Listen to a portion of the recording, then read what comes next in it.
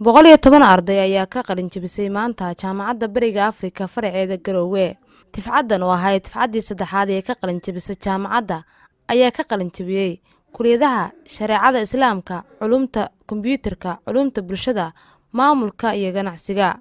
Waxaana munaasabadii qalin jabinta ka qayb galay gudoomiyaha baarlamaanka Puntland, qaar ka mid ah golaha wasiirada, isimo, waalidiin iyo ardada ka qalin jabinaysa jaamacadda iyo marti sharaf kale. gudoomiye ku-xigeenka jaamacadda Bariga Afrika faraceeda Garowe Cabdiraxmaan Macalin Ibrahim ayaa faahfaahiyay ardada ka qalin jabinaysa jaamacadda Bariga Afrika faraceeda Garowe iyo heerarka jaamacaddu ay ka marayso dhinaca waxbarashada. Dufcadii saddexaad oo ka qalin jabisa jaamacadda Bariga Afrika faraca Garowe ilaa xilligii la aasaasay 2009 bishii September. aad iyo aad baan waxaan ugu faraxsanahay inaan farxadda la qayb qaadano ardayda qalin jabinaysa.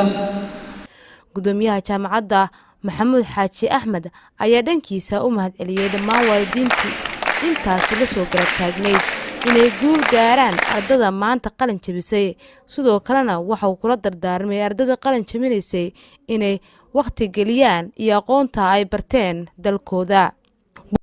sidoo kale farac uu awood u yeeshay muhiimadii laga sugayay oo loo asaasay oo ahayd arday heer jaamacadeed ka baxay oo aqoonteedii iyo awoodeedii leh iyo waxqabadkeedii jaamacaddu inay soo saarto. iyadana waa lagu guulaystay oo midhaheedii waad arkaysaan. sanadkii hadda jaamacadeedka hadda naga dhammaaday dhexdiisii ayaan qiimayn u samaynay bal ardadii jaamacadda ka baxday faraca 212 arday ayay ahaayeen labadii sano oo hore.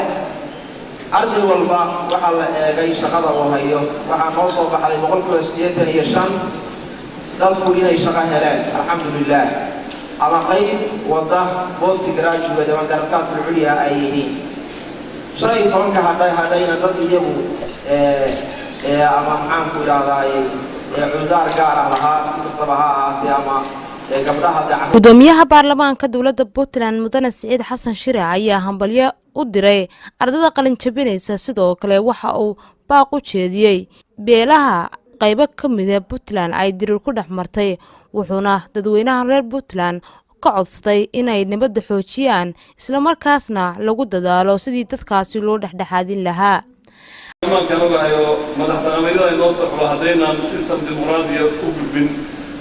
والله هذا غمضنا خلاص إنه وردوا أسرة البرلمان وردوا أقوال الجامعة كيف يصلحوها.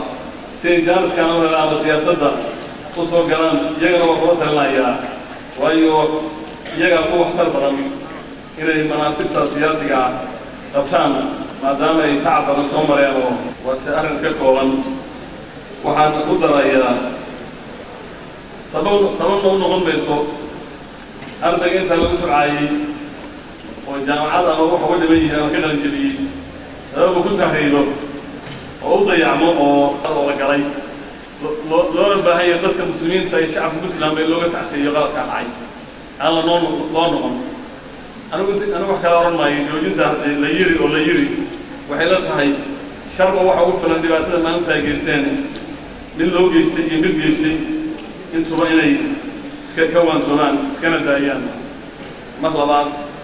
ardadii maanta ka qalin jabinaysay Bariga Afrika ayaa dareenkooda ku cabiray sida ay ugu faraxsan yihiin inay guul ka gaaraan qaar ka mid ah higsigooda waxbarasho. waxaan rabaa inaan runtii aad ugu mahadceliyo jaamacadda Bariga Afrika oo aan ku tilmaami karo in dad maskaxdoodu ay shiilan tahay markaasina doonaya inay waqtiga adag ee dadka Soomaalidu ku jiraan wax la qabtaa inay isu tageen oo ay hal abuurkan la yimaadeen.